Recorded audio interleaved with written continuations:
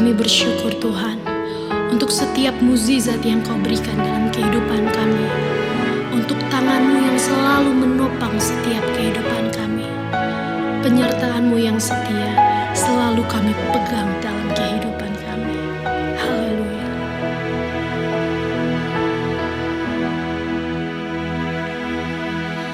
Tangan Tuhan tak kurang panjang untuk selalu menolong hidupku. Telinganya tak kurang tajam untuk mendengar seruan hatiku.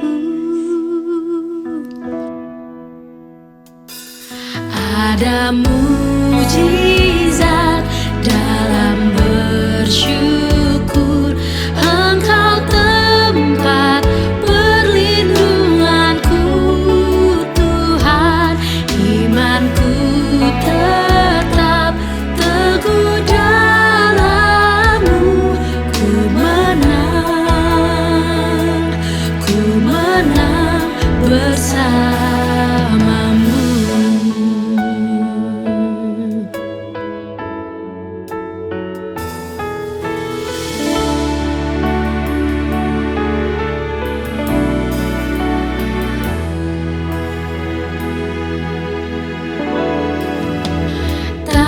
Tuhan tak kurang panjang untuk selalu menolong hidupku.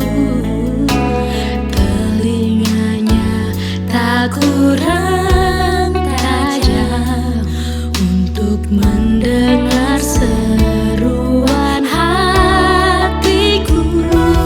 Ada mukjizat dalam bersyukur, Engkau tempat perlindunganku Tuhan. Imanku tetap teguh dalam-Mu, ku menang bersama-Mu.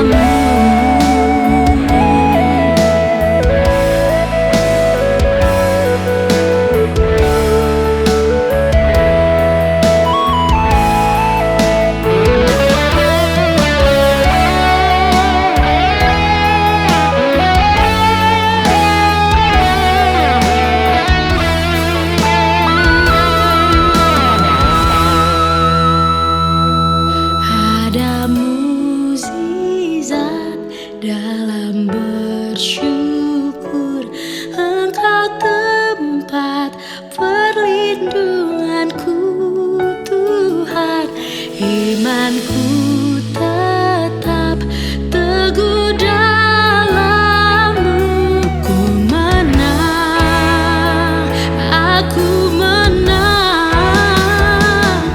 Ada mukjizat dalam bersyukur,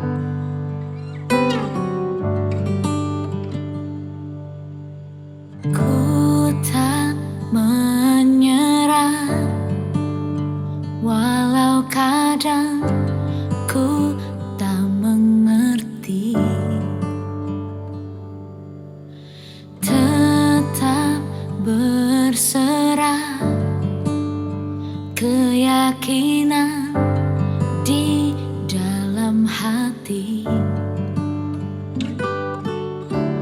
rencana yang terbaik, semuanya datang darimu, karena tanganmu memurnikanku. Ku tetapkan hatiku untuk percaya tanpa syarat, takkan goyah. Ku nyatakan imanku untuk setia, senangkan hatimu, melekat padamu, selalu ada di hati, melekat padamu, oh Yesusku.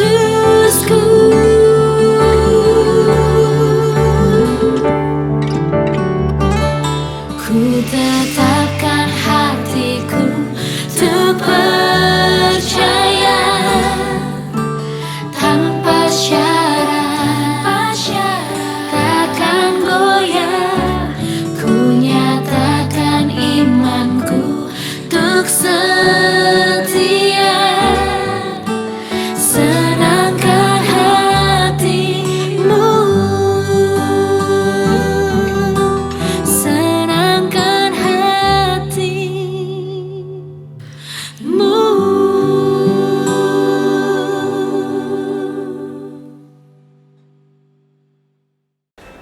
Oke guys, agak lebih sendu hari ini situasinya karena kita mau ngomong sesuatu yang agak sendu. Kita mau ngomong tentang death, mau ngomong tentang kematian. Karena kan kita lagi ini khotbah terakhir dari seri Pandemi Jesus, and kita mau ngomong tentang apa yang Yesus katakan waktu orang meninggal. Karena ada satu cerita di Alkitab di mana Yesus itu melayat temennya yang meninggal. Dan kalau kita mau jujur, di waktu-waktu ke depan ini, di zaman pandemik ini, kita pasti ada kesempatan untuk melayat orang meninggal. Mungkin kita nggak bisa datang ke tempat karena ada COVID protokol dan sebagainya. Tapi ya generasi di atas kita, 2 generasi di atas kita, itu banyak yang meninggal, ya kan? Dan kadang-kadang walaupun bukan COVID, tetap ada COVID protokolnya dan sebagainya. Ada yang karena gula, ada yang karena pernapasan dan sebagainya. Apapun itu, banyak orang meninggal. Dan di saat-saat ini di mana mereka mesti dengar tentang apa yang Tuhan Yesus tawarkan, ya kan? Dan kebanyakan dari kita kan bukan pendeta, kebanyakan dari kita bukan hamba Tuhan atau pengkhotbah. Jadi hari ini kita mau belajar, sebetulnya kita bisa belajar dari Yesus apa sih? What did Jesus do? What did Jesus say waktu ada orang meninggal? Karena dalam kenyataannya sekali lagi, walaupun kita doa, walaupun kadang-kadang Tuhan sering Tuhan berikan mukjizat supaya ada kesembuhan, ya kan, supaya ada pemulihan, dan di waktu di tempat-tempat tertentu bahkan kebangkitan dari antara orang-orang yang udah mati pun bisa dibangkitkan. Tapi pada akhirnya sebelum dia datang lagi pasti ada kematian, ya kan? Dan kita mesti belajar dari Tuhan Yesus apa yang dia sharing di waktu dia ngelayat orang meninggal, supaya we can learn the understanding yang dia bagikan, supaya kita bisa jadi berkat buat teman-teman kita yang kehilangan orang-orang yang mereka sayang.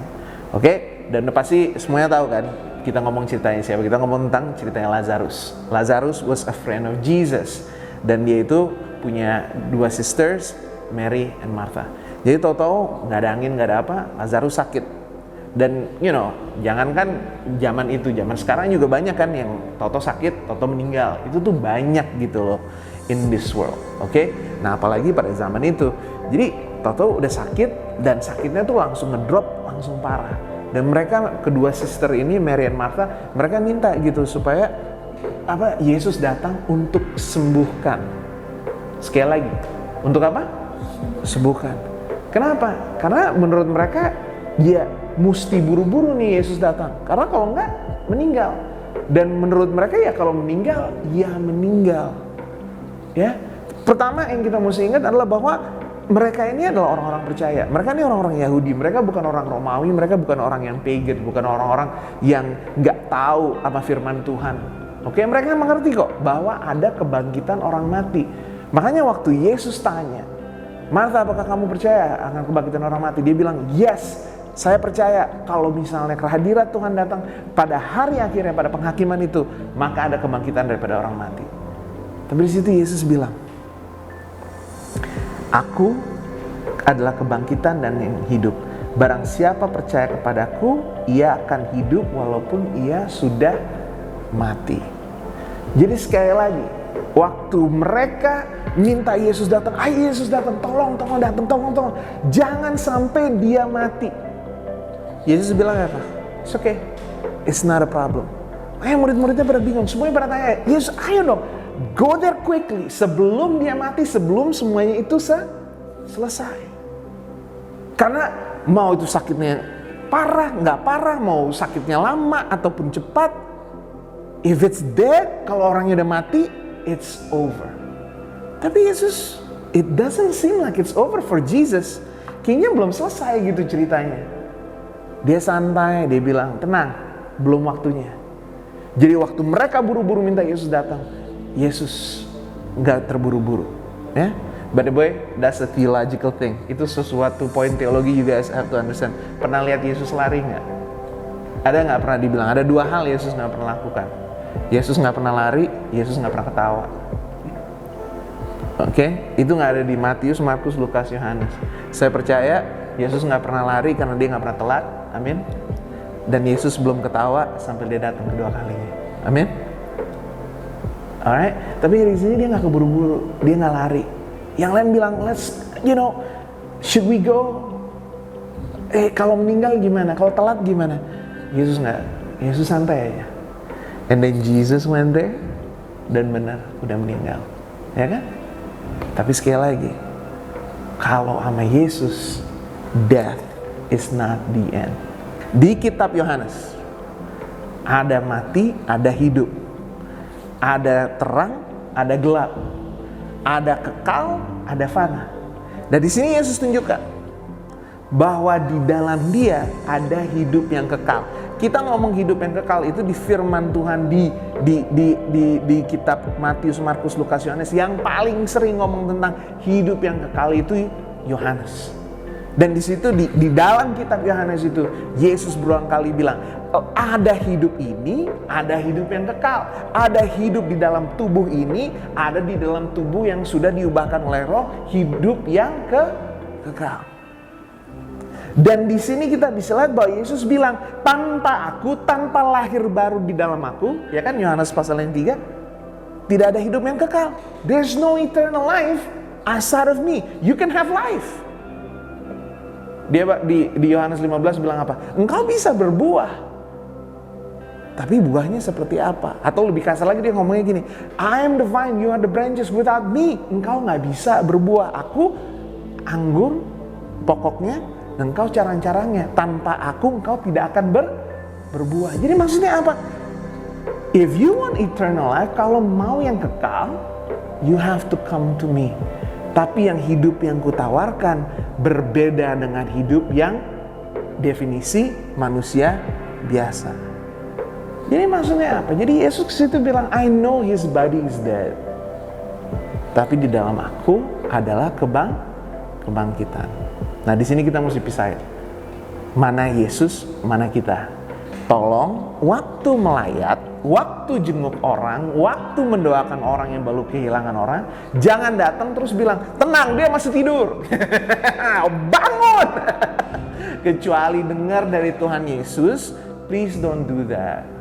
Arti tahu ya, ada orang-orang kayak gitu dan ada akhirnya keluarga kecewa.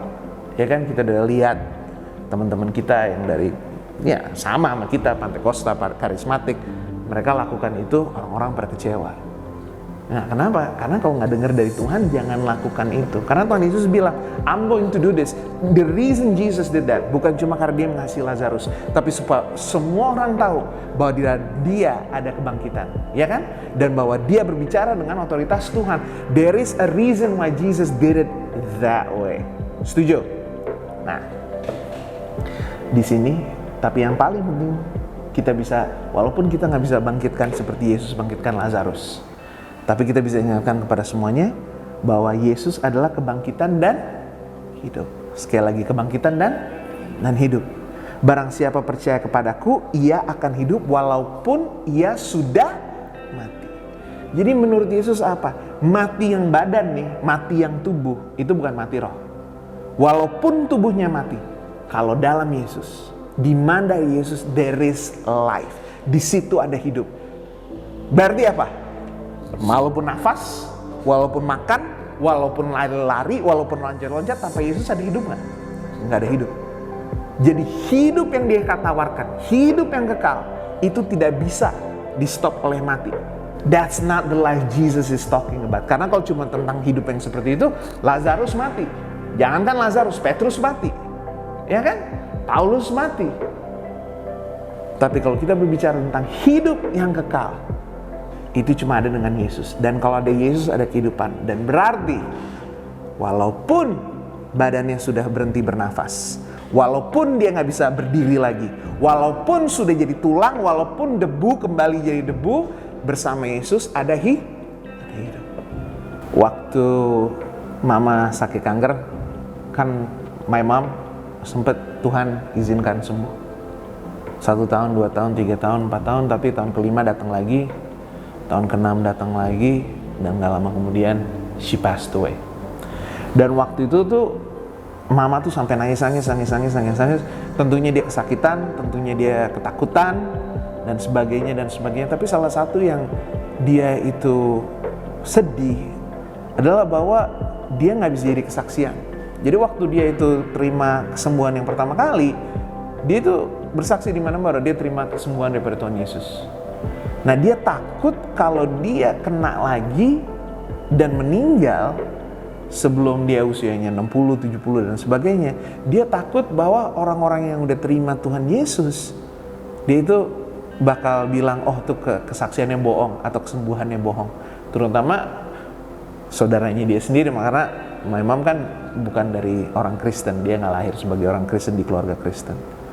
Tapi ini yang kita mesti bedain. Untuk semua orang yang dengar ini di gereja online, atau kalau misalnya kita sharing ke teman-teman kita, terima Yesus, nggak terima Yesus, ada Yesus, nggak ada Yesus. Kalau Tuhan sudah panggil dari debu jadi debu. Sekali lagi, ada Tuhan Yesus, nggak Tuhan Yesus, kalau di luar hujan kita basah juga, setuju? Kalau lagi ada krisis ekonomi, kita susah juga, setuju? Kalau misalnya orang-orang semuanya lagi kebanjiran, kita rumahnya di sebelahnya, kita kebanjiran juga, ya nggak sih? Bukan berarti kalau kita ada Yesus semuanya kebanjiran, wah rumah gua kering, kan kayak gitu, ya kan? Dan pada akhirnya semuanya dengar dari sini. Walaupun kita berdoa untuk mukjizat, setuju?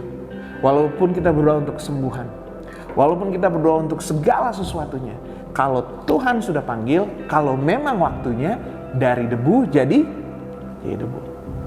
Tapi selama kita hidup di sini, kalau kita sudah bersama Yesus, di situ ada kehidupan dan hidup yang kekal. Tuhan Yesus nggak bilang kalau aku kembali lagi makan ada hidup yang kekal. Enggak, kalau engkau bersamaku. Jadi kalau kita punya Yesus dari sekarang, berarti hidup yang kekal, hidup yang selama-lamanya itu kita sudah punya. Berarti waktu kita mati sampai dia datang kembali, kita tetap ada hidup karena kita tetap bersama Yesus. Jadi yang hari ini kita mau belajar apa? Di dalam Yesus ada hidup. Di luar Yesus tidak ada hidup.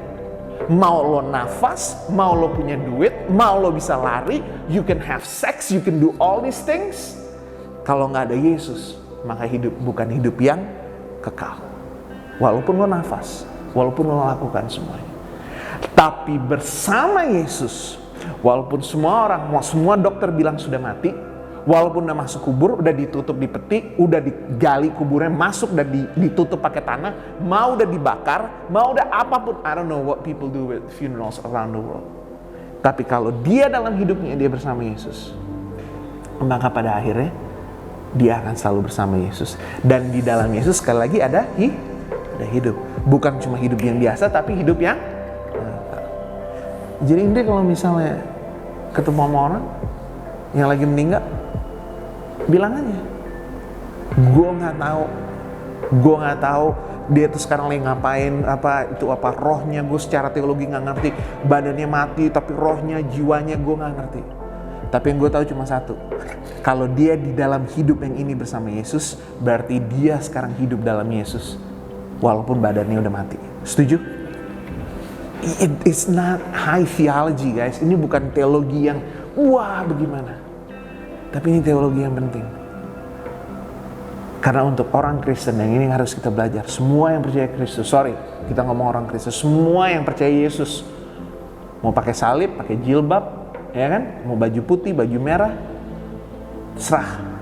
Semua yang percaya Yesus adalah Raja dan minta pengampunan dan keselamatan dari Yesus. Dalam Yesus ada hidup, dan ada hidup yang kekal. Dia adalah kebangkitan. Berarti apa? Berarti walaupun kita berhenti bernafas, walaupun keluarga kita berhenti, itu belum selesai. Dan itu pengharapan kita. Itu pengharapan kita, bahwa walaupun kita mati, walaupun yang kita kasihi mati, segala sesuatunya belum selesai. Kalau misalnya kita lihat dari tulisannya, yang di obituary-nya, yang orang tulis about my mom, ya udah selesai. Dia Nastion lahir tanggal segini, ya kan? Mati 2013 tanggal segini, ya kan? Waktu dia hidup dia begini. Dia menikah dengan my dad, punya anak segini. Udah selesai. Tapi karena kita tahu ada Yesus di dalam kehidupannya, kita tahu bahwa ceritanya dia belum selesai. Same with your dad, same with the people that we have lost behind. Ya kan? It's not over until Jesus says it's over. Amen? Belum selesai. Jadi kalau misalnya ada orang meninggal, bilang, apakah dia bersama dalam Yesus? Apa bokap lo sama Yesus? Apa suami lo sama Yesus? Apa kakak lo sama Yesus? Dalam Yesus ada kehidupan. Berarti dimanapun dia berada, kalau dia bersama Yesus, maka dia hidup. Dan kalau ada Yesus, ada kehidupan, dan itu kekal, berarti mati pun belum selesai. Jadi jangan selesai. Jadi hari ini kita belajar, belum selesai.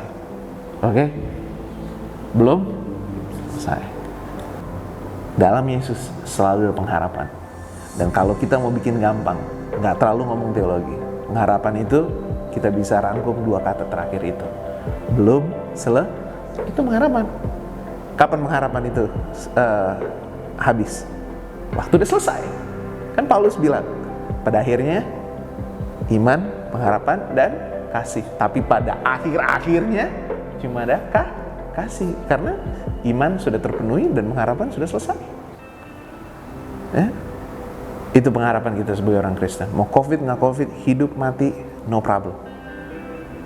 Karena pada akhirnya kita punya pengharapan. Dan pengharapan bilang, belum selesai. Mari kita berdoa. Tuhan Yesus, it's not over. It's not over. Selama masih nafas, it's not over. Orang nafas berhenti aja belum selesai, apalagi sekarang. Jadi untuk semua Tuhan Yesus yang lagi berduka cita karena memang sudah dipanggil oleh Tuhan, mereka orang-orang yang dikasihi, biar mereka mengerti, it's not over for them. It's not over untuk mereka yang sudah meninggal. Karena di dalam Yesus ada hidup, di dalam Yesus ada pengharapan, di dalam Yesus ada kebangkitan. Dan kalau ada itu semua di dalam Yesus dan kita punya Yesus, berarti apapun yang terjadi di hari-hari ke depan ini belum selesai. Ceritanya belum selesai. Dan kami sudah baca di kitab Korintus, kami sudah baca di kitab Tesalonika, kami sudah baca di kitab Wahyu. Pada akhirnya Yesus menang. Pada akhirnya ada kebangkitan dan pengharapan kami tidak sia-sia. Pengharapan kami ada di dalam Tuhan yang hidup setelah dia mati dan dibangkitkan. Karena itu Tuhan Yesus, sekali lagi, untuk semua yang di sini, yang lagi berduka cita, yang lagi stres, karena bisnisnya susah banget, karena pekerjaannya susah banget, karena udah lama gak manggung, karena udah lama gak punya gig, karena udah lama gak ada kerjaan, karena udah lama putus, udah lama gak pacaran. It's not over. Belum selesai sampai Tuhan Yesus kembali lagi dan bilang selesai. Karena itu Tuhan Yesus berkati kami dengan bukan cuma iman, tapi pengharapan. Supaya pada penghabisannya kami boleh setia dan kami boleh terima segala sesuatunya yang Engkau sudah siapkan buat kami. Semua yang baik, semua yang mendatangkan kebahagiaan dan damai sejahtera, kiranya Engkau berikan kepada kami supaya kami tetap mau setia, supaya kami tetap memegang iman dan mempunyai pengharapan sampai Tuhan Yesus datang yang kedua kali.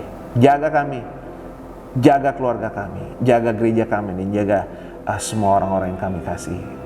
Di dalam nama Bapa, Putra, dan Roh Kudus. Semua yang percaya katakan amin. Oke guys, ibadahnya selesai. Tapi belum selesai. Alright, you ready? Come on guys. Have you done this before? No? Okay, there you go. 1, 2, 3, peace! Alright. Thank you for joining our online church. For more information, please join our social media below here. And also, if you want to donate, please transfer here.